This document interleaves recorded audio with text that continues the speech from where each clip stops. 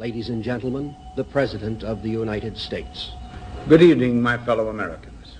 We now stand 10 years past the midpoint of a century that has witnessed 4 major wars among great nations.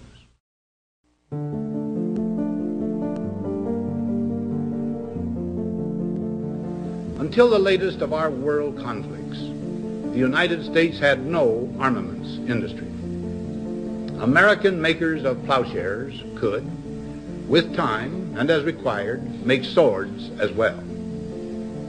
But we can no longer risk emergency improvisation of national defense.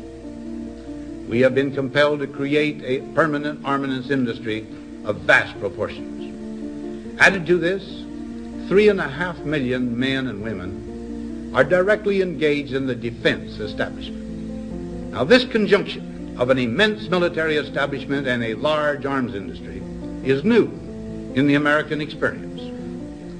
The total influence, economic, political, even spiritual, is felt in every city, every state house, every office of the federal government. We recognize the imperative need for this development, yet we must not fail to comprehend its grave implications.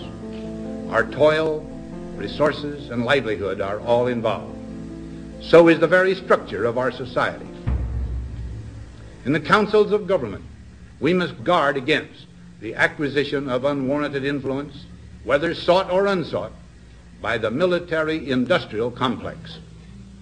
The potential for the disastrous rise of misplaced power exists and will persist. We must never let the weight of this combination endanger our liberties or democratic processes. We should take nothing for granted.